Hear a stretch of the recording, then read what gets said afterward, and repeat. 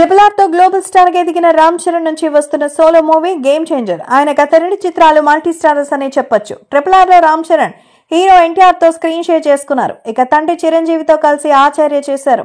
ఈ మూవీలో Ram Charan extended cameo role చేశారని చెప్పొచ్చు. రాజమౌళి సెంటిమెంట్ కి ఆచార్య కూడా బలైపోయింది. దర్శకుడు కొరటాల శివ తెరకెక్కించిన ఆ చిత్రం ఆశించిన ఫలితం ఇవ్వలేదు. ఈ క్రమంలో కాలీవుడ్ స్టార్ డైరెక్టర్ శంకర్ తో రామ్ చరణ్ చేతులు కలిపారు.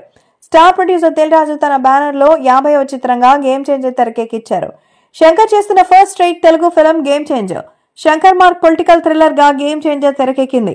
వివాదాలతో మధ్యలో ఆగిపోయిన భారతీయుడు 2 చిత్రాన్ని శంకర్ తిరిగి పూర్తి చేయాల్సి వచ్చింది. దాంతో షూటింగ్ మధ్యలో ఉన్న గేమ్ చేంజర్ ని కొన్నాళ్లు ఆయన పక్కన పెట్టారు. ఈ కారణంగానే గేమ్ చేంజర్ విడుదల ఆలస్యమైపోయింది. విశ్వంభర మూవీ సంక్రాంతి రేసు నుంచి తప్పుకోవడంతో డిసెంబర్ కి విడుదల కావాల్సిన గేమ్ చేంజర్ ని జనవరికి షిఫ్ట్ చేశారు. 10న వరల్డ్ వైడ్ గా 5 భాషల్లో గేమ్ చేంజర్ విడుదలైంది. గ్రాండ్ విజువల్స్ తో శంకర్ కొంతమేర మెప్పించారు. ఫ్లాష్ బ్యాక్ ఎపిసోడ్ లో అప్పన్నగా రామ్ చరణ్ నటన అద్భుతంగా ఉందంటూ ప్రేక్షకులు కొనియాడుతున్నారు. మొత్తంగా సినిమాకి మిక్స్డ్ టాక్ వినిపిస్తోంది. రొటీన్ కథా కథనాలు ఎమోషనల్ గా మూవీ కనెక్ట్ కాలేదని అంటున్నారు.